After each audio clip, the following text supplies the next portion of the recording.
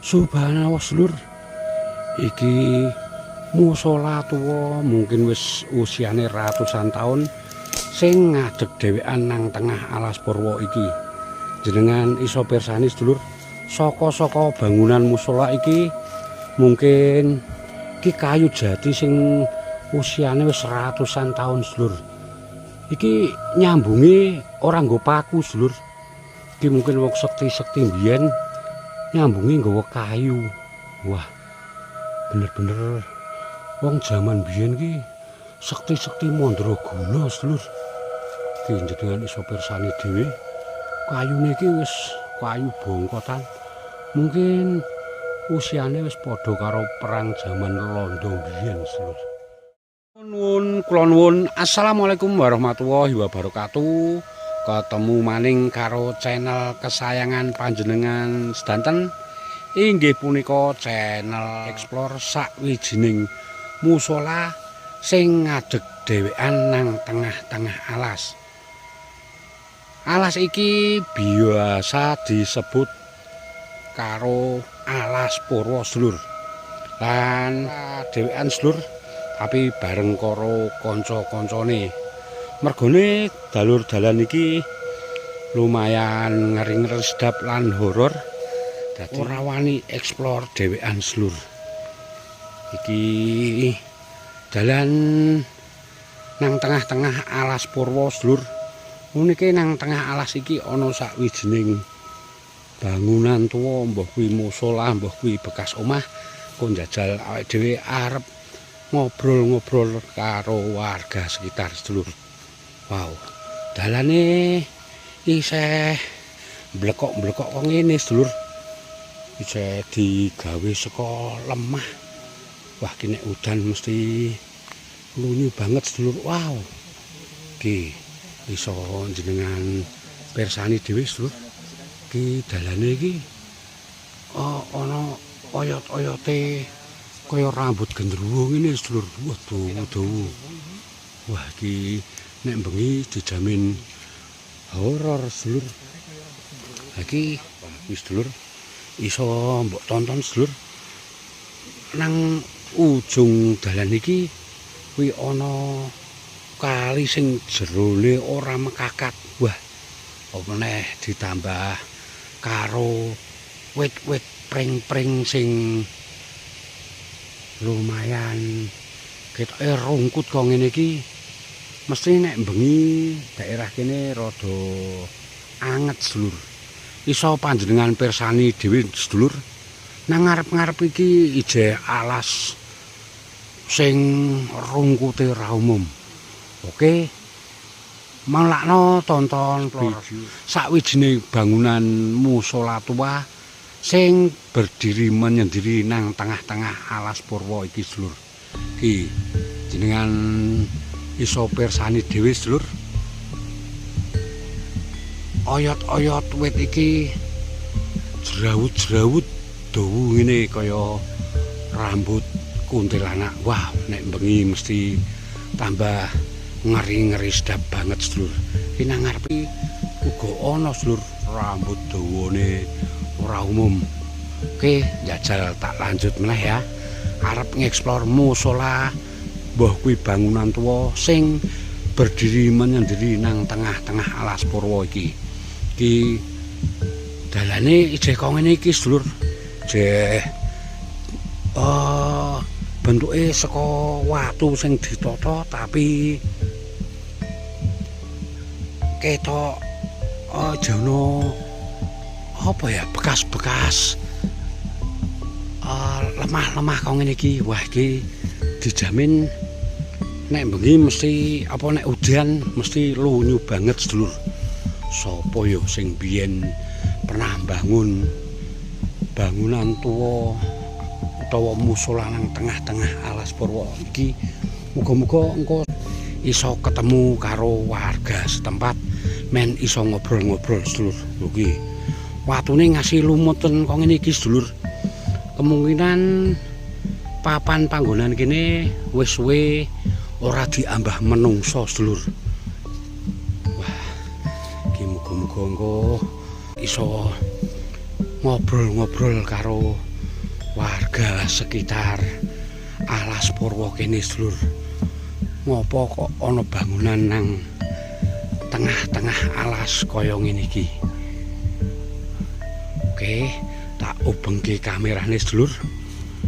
Ki wah, subhanallah sedulur. Wanci iki explore jam 3 sore sedulur. Tapi suasanane wis lumayan ngeri-ngeri sedep. Apa meneh nek explore kene wanci bengi. Wah, dijamin pasti luwih ngeri sedulur.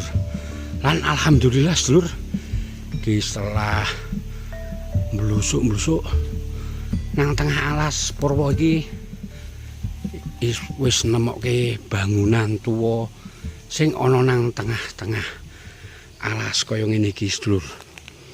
Oke, jajal arep explore. Assalamualaikum. Assalamualaikum. Wah, iki sedulur iso panjenengan pirsani sedulur. Iki temboke wis metu sampai metu wit-witane kok ngene iki. Pertanda bangunan iki wis suwe ora di rumat, ora diopeni sedulur. Iki sementara mburi bangunan iki uga isih alas rimba belantara sedulur. Iki ngasih cagak sokone uga metu tanduran kok ngene iki sedulur. Iki kemungkinan walaupun kaya ngene tapi iki kayu tuwa sedulur, iki kayu jati iki. Iki mungkin wis usiane wis ratusan tahun iki. Wah, iki panjenengan iso pirsani dhewe sedulur. Nanggun teras nggon iki uga wis ditumbuhi rumput liar. Assalamualaikum. Subhanallah sedulur. Oh, subhanallah sedulur.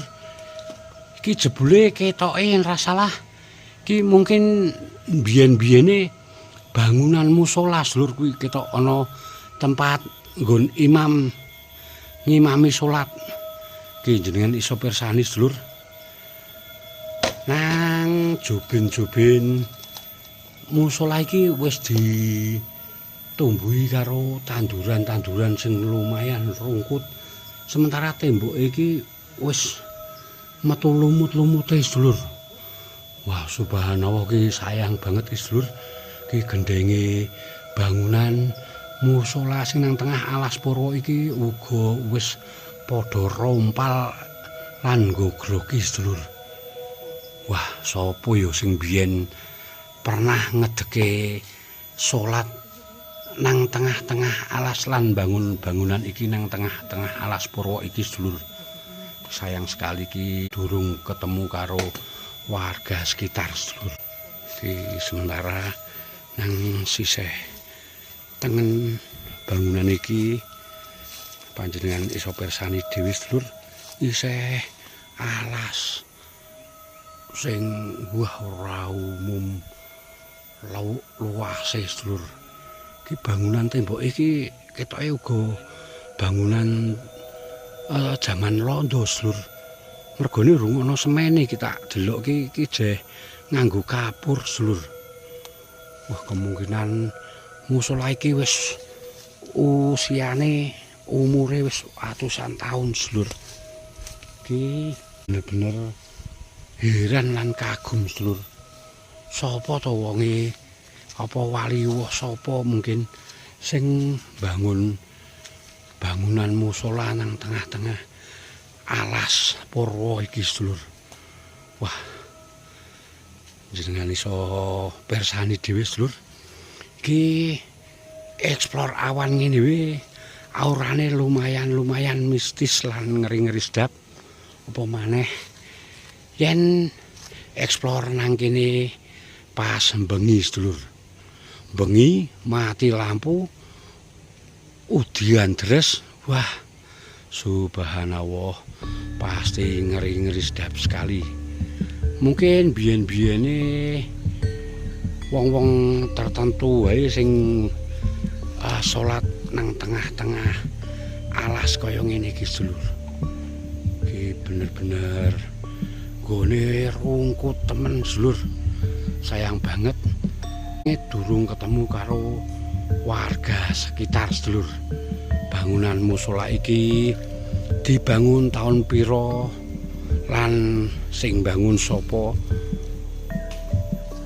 jadi durung iso nyimpulke sedulur. Oke, coba konser eksplor mburine musala sing ana nang tengah alas iki. Wow, subhanallah sedulur. Jebule kene ana bae sedulur, utawa istilah wong Jawa kolahe. Mungkin iki nggon sing gawe wudu. Yen arep do salat biasane wudune nang kene sedulur. Wah, iki bener-bener lumayan ngeri-ngeri sedap sedulur. Iki rada merinding lan was-was ki wedine nek ana sawer apa ula sing nang sekitar kene sedulur. Masalahe gone rungkut banget. Ki kemungkinan biyen nek do wundu nang kene iki sedulur. Wah, wong biyen pancen bener-bener do sekti mandraguna sedulur. Iki saking suwene nggon iki ora diambah wong, ketok ana sarang laba-labane nang kene sedulur. Wah, iki sementara bangunan musala nang alas Purwo iki kuwi sedulur nek saka mburi sedulur.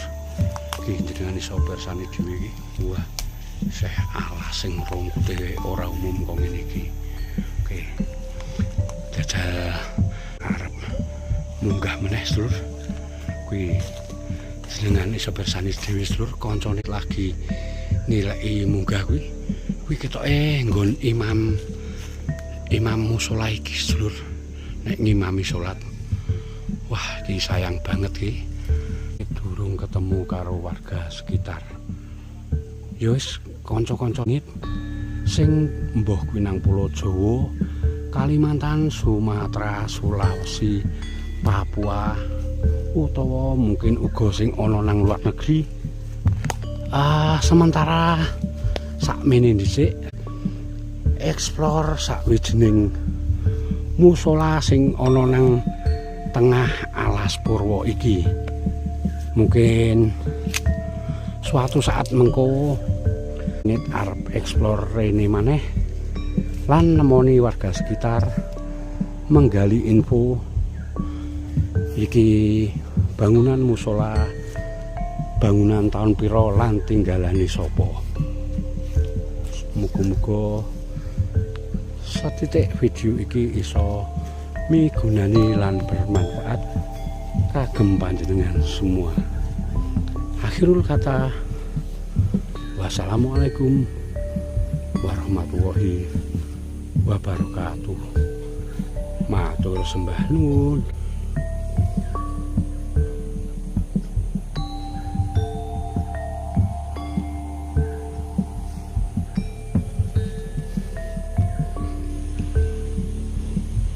Wow, subhanallah sedulur. Iki musala tuwa mungkin wis usiane ratusan tahun sing ngadeg dhewean nang tengah alas Purwo iki.